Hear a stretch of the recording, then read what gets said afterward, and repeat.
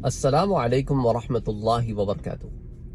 آج کے مختصر درس میں آپ کو ایک واقعہ سنانا چاہتا ہوں جس کا تعلق جو ہے وہ اسلامی تاریخ کے اس دور سے ہے جب فتنہ و فساد کا یہ عالم تھا کہ حجاج ابن یوسف جیسا آدمی، ظالم و جابر آدمی، اور اس نے مکے پر حملہ کیا اور حضرت عبداللہ ابن زبیر رضی اللہ تعالی عنہ کو اس نے شہید کیا، اور آپ کو شہید کرنے کے بعد اس نے مکے میں 3 دن تک لٹکائے رکھا، اور اس کے ساتھ جو اس کی شامی فوج تھی اس نے مکے میں لوٹ مار کی، یہاں تک کہ حضرت اسما رضی اللہ تعالی عنہ جو حضرت ابوبکر صدیق رضی اللہ تعالی عنہ کی بیٹی ہیں، یہ وہی بیٹی ہیں جو حضور صلی اللہ علیہ وسلم اور حضرت ابوبکر صدیق رضی اللہ تعالی عنہ کے غار ثور میں ان پناہ جو 3 دن آپ نے گزارے، جو ہے اس زمانے میں کھانے کا انتظام کرنا اور یہ تمام معاملے، اور آپ کی عمر اس وقت زیادہ نہیں تھی۔ بہرحال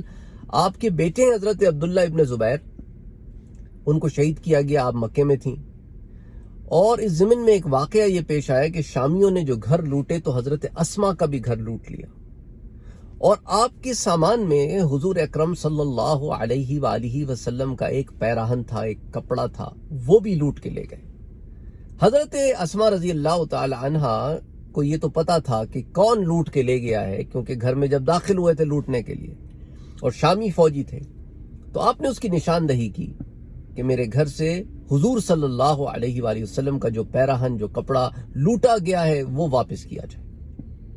یہ بات اس شامی تک پہنچائی گئی تو اس شامی نے کہا کہ میں ایک شرط پر اس کپڑے کو واپس کروں گا کہ اگر حضرت اسما خود میرے لیے دعائے مغفرت کریں۔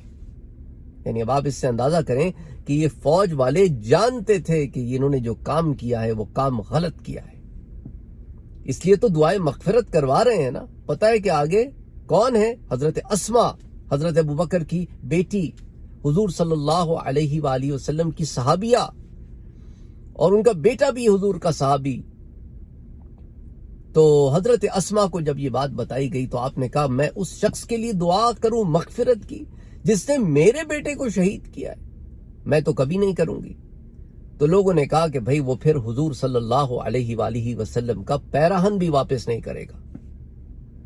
تو آپ نے اس وقت، آپ کو اللہ تعالیٰ نے ذکاوت دی تھی، آپ نے اپنے پوتے کو بلایا، عبداللہ۔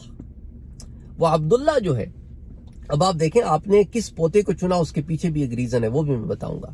عبداللہ ابن عروہ ابن زبیر، تو حضرت عروہ ابن زبیر کے یہ بیٹے ہیں، اور عروہ ابن زبیر جو ہیں وہ عبداللہ ابن زبیر کے بھائی ہیں۔ تو ایک طرف عبداللہ ابن زبیر حضرت اسما کے بیٹے ہیں، دوسری طرف عروہ۔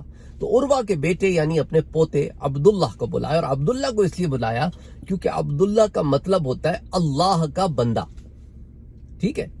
تو عبداللہ ابن عروہ کو بلایا، اور اس آدمی کو بھی کہا کہ اسے بھی بلوا لو، اور اس آدمی سے کہا کہ یہ جو تمہارے پاس کپڑا ہے اسے تم عبداللہ کو دے دو۔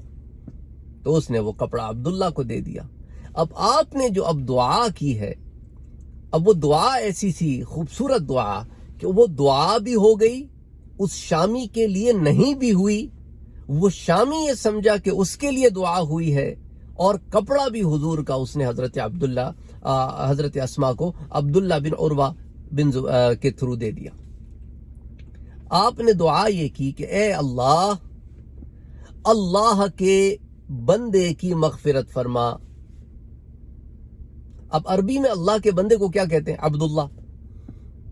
اب اللہ کا بندے تو سارے ہیں، اس لیے آپ نے اپنے پوتے عبداللہ کو بلایا تاکہ پیراہن دیتے اس کو دیا گیا، تو دعا آپ نے اپنے پوتے کے حق میں کی کہ اللہ اپنے اس بندے جس کے پاس پیراہن ہے اس کی مغفرت فرما، یعنی میرے پوتے کی۔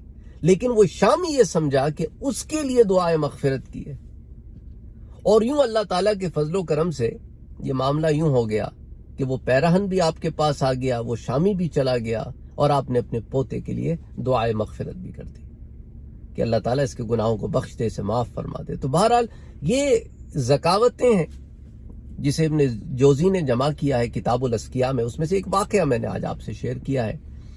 تو بہرحال کہنے کا یہ مقصد ہے کہ اسلام کی تاریخ میں بہت ظالمانہ اور سفاکانہ واقعات ہوئے ہیں، اور اللہ کے جو بندے ہیں یا اللہ کی جو بندیاں ہیں انہوں نے اس وقت صبر کا اور استقامت کا مظاہرہ کیا، اور اللہ تعالیٰ انہیں انشاءاللہ تعالیٰ اس کا صبر کا اجر عظیم عطا فرمائے گا۔